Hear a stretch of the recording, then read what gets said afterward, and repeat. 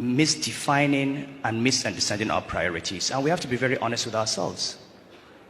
I'm an economist, and I always talk economics, and we look at the numbers, and we look at poverty.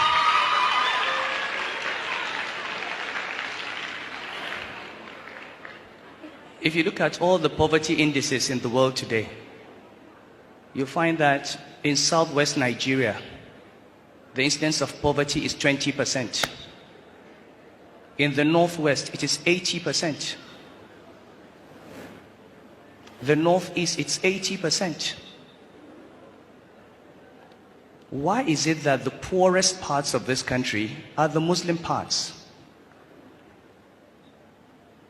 Why is it that in a state that started Sharia in 1999, and we just heard the opening verses today, Iqra bismi rabbika alladhi khalaq. This is the very first verse revealed in the Quran.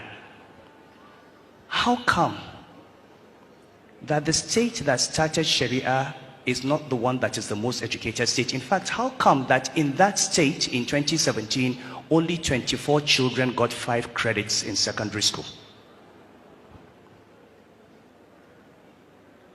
How do we define Sharia? How do we define Islam? Illiteracy? Malnutrition? Children on the streets? We have to ask ourselves. And we can't ask those questions until we begin to understand through usul that you have to live in this world well in order to serve Allah for the hereafter.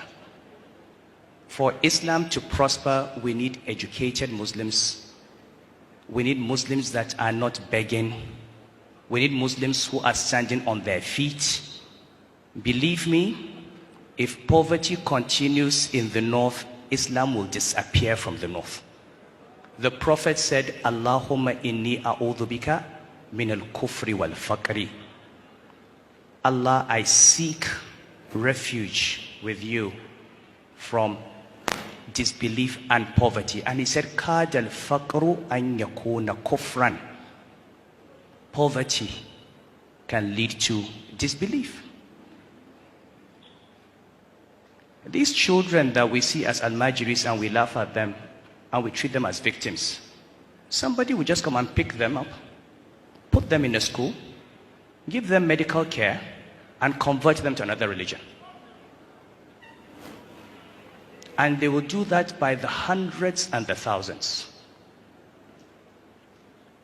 So, what we see on the street is a product of bad economic policies and wrong priorities. These children are not criminals, they are victims. What part of Islamic law, what verse in the Quran, what hadith of the Prophet allows a father to give birth to a child and leave the child to go and fend for himself?